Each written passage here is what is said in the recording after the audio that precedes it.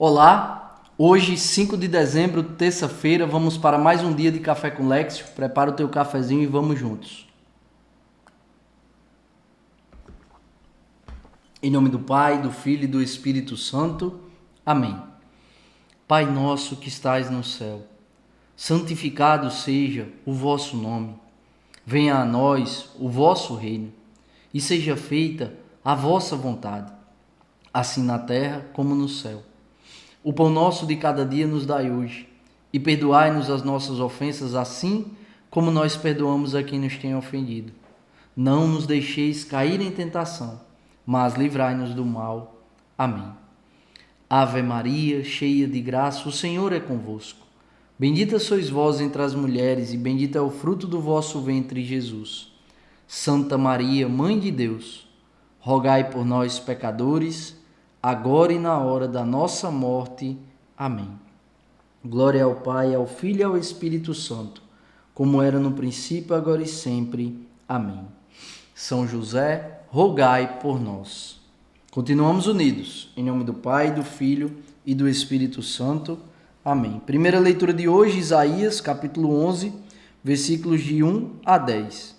Naquele dia, nascerá uma haste do tronco de Jessé, e, a partir da raiz, surgirá o rebento de uma flor. Sobre ele repousará o Espírito do Senhor, Espírito de sabedoria e discernimento, Espírito de conselho e fortaleza, Espírito de ciência e temor de Deus. No temor do Senhor encontra ele seu prazer. Ele não julgará pelas aparências que vê, nem decidirá somente por ouvir dizer, mas trará justiça para os humildes e uma ordem justa para os homens pacíficos. Fustigará a terra com a força da sua palavra e destruirá o mal com o sopro dos lábios. Cingirá a cintura com a correia da justiça e as costas com a faixa da fidelidade. O lobo e o cordeiro viverão juntos, e o leopardo deitar-se-á ao lado do cabrito. O bezerro e o leão comerão juntos, e até mesmo uma criança poderá tangê-los. A vaca e o urso pastarão lado a lado, enquanto suas crias descansam juntas. O leão comerá palha com o boi. A criança de peito vai brincar em cima do buraco da cobra venenosa, e o menino desmamado não temerá pôr a mão na toca da serpente. Não haverá danos nem mortes por todo o meu santo monte. A terra estará tão repleta do saber do Senhor quanto as águas que cobrem o mar. Naquele dia, a raiz de Jessé se erguerá como um sinal entre os povos, onde buscá-la as nações, e gloriosa será a sua morada. Palavra do Senhor, graças a Deus. Então veja, aqui Isaías já está profetizando sobre nosso Senhor Jesus Cristo. O tempo descrito é prefiguração do que Jesus nos proporciona e nos proporcionará com a sua vinda. Presta atenção. Versículo 4. Versículo 3 e 4. Ele não julgará pelas aparências, mas trará justiça para os humildes. Trará justiça para os humildes. Aqui não são os pobres, necessariamente, mas os humildes. E os humildes são aqueles que são humilhados, ou se deixam humilhar para viver o Evangelho, independente de sua condição social. Porque o bem da verdade é que nos tempos atuais, o martírio do católico é ser humilhado, é ser ridicularizado. E nós não devemos temer os momentos, os instantes em que podemos ser humilhados.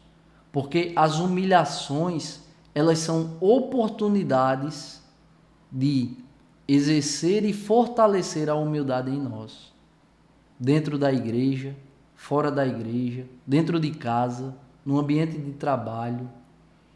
Quando passamos por uma situação adversa, uma situação desconfortável, uma situação desagradável, onde o nosso orgulho é ferido, esse momento não deve ser para nós causa de murmúrio ou lamentação, mas deve ser para nós um momento de agradecer a Jesus por Ele estar nos dando a oportunidade de ferir de morte a nossa soberba e nos tornar humildes. Eu me lembro uma vez que eu cheguei em casa muito chateado do trabalho, não de agora, né? Isso já tem muito tempo. Comecinho do casamento, eu acho que eu tinha 6 meses de casado e eu cheguei muito chateado. E almoçando com a minha esposa, botei para fora tudo aquilo que eu queria falar num poço de lamentações, né? E eu me lembro que ela falou assim na mesa, eu nunca me esqueci disso. E aqui partilho com vocês porque acredito que nos é útil para o momento. E ela disse assim, mas que bom, né, amor? Que ao invés de você humilhar, você foi humilhado. Como foi melhor para você ser humilhado do que se você estivesse humilhando alguém? Que bom que Deus te deu a oportunidade de viver isso. E eu fiquei admirado assim, porque eu disse, meu Deus do céu. Eu imaginei que ela fosse dizer qualquer coisa, porque ela podia dizer, realmente, amor, que injustiça, que sacanagem que fizeram com você. Mas não. Em nenhum momento ela validou o meu murmúrio e a minha lamentação. Mas com muita sabedoria, ela ali foi pontual. E aquilo me marcou. Ela disse, vamos agradecer, porque na verdade é muito melhor você ser humilhado do que se você fosse a pessoa que estivesse humilhando alguém. E eu disse, bendito seja Deus. Foi uma palavra tão forte de sabedoria ali no meu coração que eu fiquei constrangido de fazer qualquer tipo de reclamação. E a partir de então passei a agradecer. Conto essa história para dizer a mesma coisa. Quando você estiver numa situação de humilhação, se lembre, é Deus querendo te fazer humilde. Se Deus permite aquela situação, é porque Ele quer que você se torne humilde. Porque soberbo nós já somos. A gente quer ter razão em tudo. A gente quer as coisas do nosso jeito. A gente se sente autossuficiente. Mas, gente, nem para respirar a gente respira sozinho. Porque se o Senhor tirar o oxigênio da gente no estalar de dedos, a gente cai morto no chão. Eu estou falando aqui, vocês estão ouvindo aí, você está ouvindo agora, e uma força misteriosa nos sustenta vivos. É Deus. Então, para sobreviver, nós dependemos de Deus.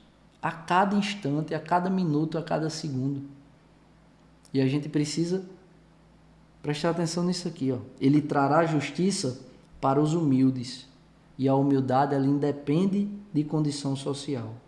Peçamos ao Espírito Santo os dons do Espírito. Olha o versículo 2 falando sobre Jesus. Sobre ele repousará o Espírito do Senhor. Aí aqui os dons, ó, sabedoria, discernimento dos Espíritos. Sabe que dom é esse? O dom de discernimento dos Espíritos é para nos dar a capacidade de enxergar aquilo que vem de Deus, aquilo que vem da nossa carne, aquilo que vem do mundo, aquilo que vem do inimigo de Deus e, portanto, do inimigo das almas. Conselho, né? Inteligência, fortaleza, a ciência, o temor a Deus. O santo temor a Deus não é medo, mas é respeito, zelo por querer honrar a Jesus, respeito com a sua vontade, respeito com a sua palavra, respeito com os seus preceitos. Isso é o santo temor. Peçamos ao Senhor os dons do Espírito Santo que estão no versículo 2. Sabedoria, discernimento, conselho, fortaleza, ciência, temor a Deus. E no versículo 10 mostra que Jesus, naquele dia, a raiz de Jessé se erguerá como um sinal entre os povos. Jesus é um sinal, e um sinal que distingue nações, povos, um sinal que distingue, sobretudo, almas e corações. Jesus é esse sinal que imprime em nós um novo jeito de viver. Por causa de Jesus, somos chamados a viver de um modo diferente, a ser diferente. Primeiro, renunciando à autossuficiência. Senhor, eu preciso de Ti para respirar. eu preciso de Ti. Para fazer a atividade mais trivial do meu dia, eu preciso de Ti. Para fazer a atividade mais complexa do meu dia, eu preciso de Ti. Peçamos ao Senhor, por meio da ação concreta do Espírito Santo em cada um de nós, a graça da humildade, que faz a gente reconhecê-lo como esse sinal que nos distingue de todas as outras pessoas que não atendem o chamado e o apelo de nosso Senhor. O Evangelho de hoje, Lucas, capítulo 10, versículos de 21 a 24. Evangelho de nosso Senhor Jesus Cristo, narrado segundo São Lucas. Glória a vós, Senhor. Naquele momento, Jesus exultou no Espírito Santo e disse: Eu te louvo, Pai, Senhor do céu e da terra, porque escondeste essas coisas aos sábios e inteligentes e as revelaste aos pequeninos. Sim, Pai, porque assim foi do teu agrado. Tudo me foi entregue pelo meu Pai. Ninguém conhece quem é o Filho, a não ser o Pai. Ninguém conhece quem é o Pai, a não ser o Filho, e aquele a quem o Filho quiser revelar. Jesus voltou-se para os discípulos e disse-lhes em particular: Felizes os olhos que veem o que vós vedes, pois eu vos digo que muitos profetas e reis quiseram ver o que estáis vendo e não puderam ver. Quiseram ouvir o que estáis ouvindo e não puderam ouvir. Palavra da salvação, glória a vós, Senhor. Olha o cafezinho. Versículo 21, eu te louvo, Pai, Senhor do céu e da terra. Jesus falando com entusiasmo, com essa parresia própria do Espírito Santo. Eu te louvo porque escondeste essas coisas aos sábios e inteligentes. Nosso Senhor louva, porque sabe o tamanho da pequenez daqueles que Ele escolheu. Pequenos diante dos homens, que se tornaram gigantes diante de Deus. Porque para Deus não importa o quão reconhecido a gente é na sociedade. Para Deus não importa quanto a gente tem na conta bancária. Para Deus o que importa é um coração disponível, que sabe o seu próprio tamanho e sabe o tamanho de Deus. Para Deus o que importa é um coração disposto a fazer a vontade dele. Para Deus o que importa é um coração disponível para a sua graça, para aceitar e acolhê-lo em seu coração e fazer a vontade de Deus em detrimento da vontade de cada um de nós. Para Deus não importa status social, para Deus não importa dinheiro, para Deus não importa se os homens dão importância ou não. Para Deus o que importa é um coração sincero, disposto e disponível para fazer a vontade dele, para buscar a amizade com Ele. Um coração que não tem medo, mas que tem coragem de assumi-lo em qualquer circunstância, principalmente na circunstância desfavorável. É isso que importa para Deus, e foi isso que Ele fez com os apóstolos, pequeninos. E olha o legado dos apóstolos, a continuação da Igreja de Cristo. E esse é o legado apostólico. Eu estou aqui agora meditando sobre as Sagradas Escrituras, e você está aí agora ouvindo fazendo a Léxio Divina. Isso é magistério da igreja, a igreja que foi fundada por nosso Senhor Jesus Cristo e fundamentada pela vida e martírio dos apóstolos. Homens diante dos homens pequenos, pescadores em grande parte. Diante de Deus, gigantes. Versículo 22, Jesus ele é a revelação integral do Pai. Ninguém conhece quem é o Filho a não ser o Pai. Ninguém conhece quem é o Pai a não ser o Filho. E aquele a quem o Filho quiser revelar. Nosso Senhor Jesus Cristo é a revelação integral do Pai. Tudo o que nos era necessário ser revelado acerca do Criador, nós vemos em Jesus.